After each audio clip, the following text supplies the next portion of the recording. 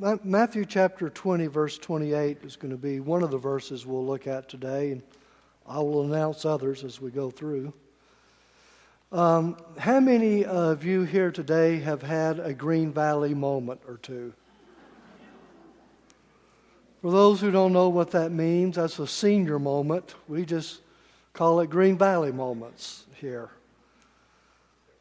I hate it whenever I run across someone, and maybe it's been a while since I've seen them, and I ought to know their name. And you talk with them and you try to have enough conversation, hopefully something will trigger and you can remember their name. But we have mind freeze when it comes to that. Guys, how many of you have maybe been in the doghouse because you forgot an important birthday or anniversary? Oh, you're busy, you're making money, you got to take care, but you're still in the doghouse because you forgot. And ladies, how many times have you frustrated your husband? You're going somewhere, you've gotten in the car started, the seat belts are fastened, the husband puts the car in reverse to back out, and then you say, I forgot my purse. Stop, I got to go back in and get it. Have I struck a chord with anyone yet? We all struggle with forgetfulness. And I think that's one of the reasons that God spends so much time in the Bible encouraging His people to remember. Over and over again, particularly in the Old Testament, God says to the people of Israel, remember, you once were a slave in Egypt. Remember all the ways that I, the Lord your God, have led you. Remember your Creator in the days of your youth. Remember and obey my commandments. Remember to keep the Sabbath day holy. Then in the New Testament, we see Jesus was about to leave His first disciples. He knew that they too would soon forget His offer of grace and His call to discipleship on their lives. So He gave them a way to remember. And that is what we celebrate today in the Lord's Supper. Let's think for just a few moments about what we're about to share together this morning in this Lord's Supper today.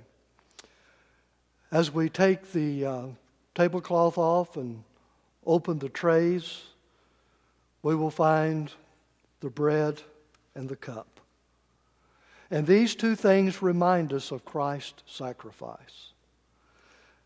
That night, as they shared their Last Supper, they did so in the shadow of the cross. Now, the disciples didn't realize this, but Jesus did, and He was very much aware of what was ahead of Him yet that night. And so He said to Himself in Matthew chapter 20, verse 28, He said of Himself, the Son of Man came not to be served, but to serve, and to give His life a ransom for many. And one thing, these elements, as we partake of them this morning, they are to remind us of this fact that by Jesus dying on the cross, He paid the price for our sins. He sacrificed His own life for each one of us. He substituted His life for others. When I'm not watching ESPN or Fox Sports or something like that, I like to watch documentaries on television, learn some things. And there was a program on, it's been some time ago, but it was about the Amish. And it was a very interesting program. It was a story about that day in October of 2006 in that Amish community of Nickel Pines, Pennsylvania.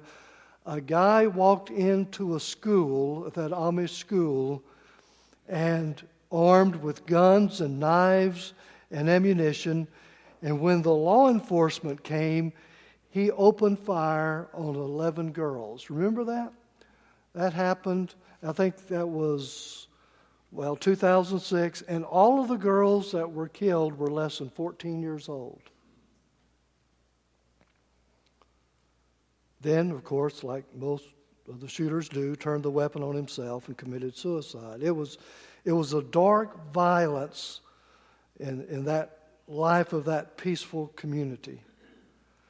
But as the story began to unfold, other stories began to emerge. One of courage, of faith, and of love. There were a couple of survivors, and one of the survivors said when there was a little girl, she was 13 years old, her name was Marie Fisher. When she realized what was about to happen, what he intended to do, she said to him, "Shoot me first," thinking if he shot her, then that would save the rest of the kids. Immediately after this request, Marie's younger sister said, "Shoot me second." Many folks, after hearing that story, believe that the girls knew that if they offered to die first, it would save the others. And that's really a good example, and many think they were inspired by the example of Jesus that was set on the cross. They knew, they remembered that he died for us. He died so that we could live, and this memory motivated them to give their lives for their friends. One of the reasons we celebrate the Lord's Supper is so that we never forget that Jesus died for us, and so that we too can live. This bread and cup, they're never meant to feed us, but they're to remind us of the sacrifice, his sacrifice on our behalf. Someone has said, something has to be given up for forgiveness to occur. And Jesus died on the cross for us. Secondly, over in John 15:13 we read, "Greater love has no man than this, that he lay down his life for his friends." So the Lord's Supper is a reminder of the love that Jesus' sacrifice expressed. Someone has said, I like the saying, it was not the nails that held him to the cross, it was his love for you and me that held him to the cross. A couple of years ago at Christmas time, we showed a Christmas movie in here. It's A Wonderful Life. Probably every one of us have seen that Christmas classic. And you can remember how the main character of the movie, George Bailey, saved his little brother Harry's life. They were sledding down a hill, and they slid further and further, and Harry did particularly. And he slid so far that he landed on thin ice and fell through the freezing water. He was going to drown, but his big brother George didn't hesitate. He jumped in and he saved Henry. But in doing so, that icy cold water damaged his hearing. And that scar tissue that made him deaf in that ear was a reminder all of his life to Harry of how much his big brother loved him. And this is what the Lord's Supper does. It points us to the cross, that Jesus loved us so much. And all we have to do is to look to the cross to see that love that was expressed that way. And in 1 Corinthians 11:26 we read, "Whenever you eat this bread and drink this cup, you proclaim the Lord's death until he comes." And this is a reminder that the Lord's Supper helps us never forget to look for Jesus' return. It's closer and closer and closer. It's been said that we observe the Lord's Supper in the midst of history, but we do so with an eye to the end of history and when Jesus will come back again. And this is certainly our hope as Christians, that the Christ who was born in Bethlehem, crucified on Calvary, raised on that first Easter morning, is coming again. This risen Christ with whom we have fellowship here at this table today is going to return someday visibly and in victory. And this is something we must never forget. For it's a promise that gives us hope. It's a promise that gives us expectancy even in the darkest hours of life. And one day He'll take us home and we'll all be together again with those loved ones, the parents, the grandparents, the spouses, the children, dear friends, never to be parted. There was a church building in Poland that had been reduced to rubble by the bombing in World War II.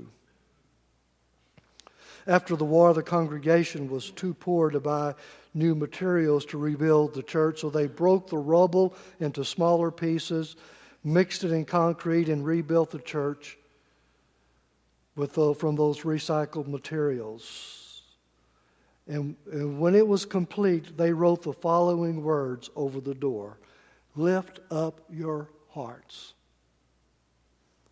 Well, the Lord's Supper, as we celebrate it today, is also a heart-lifting experience. It's time to lift up our hearts and to be glad and to be sure of the promise that Christ will return.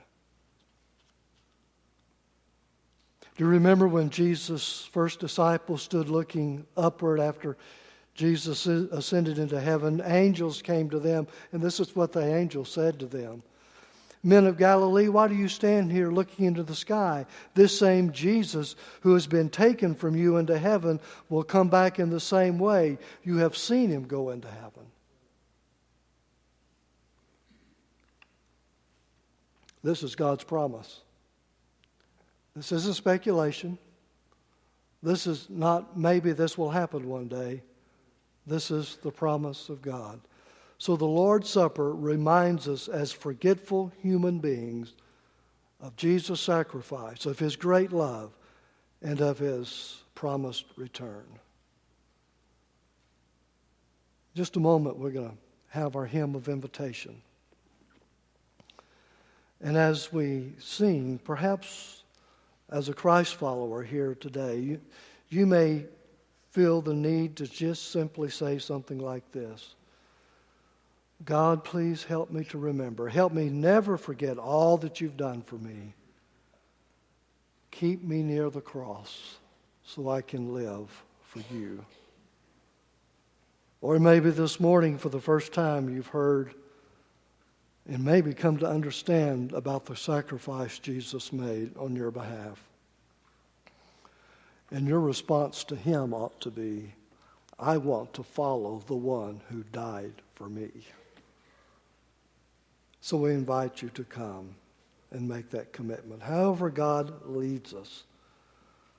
We're going to invite you. Ron's going to lead us in hymn number 479, "Softly and Tenderly." And we're going to stand and we're going to sing. And as God leads you this morning to make a decision, maybe for the very first time, to follow Christ, recommit, renew your life, your fellowship with Him, we invite you to do that. Will you stand with us as we sing 479?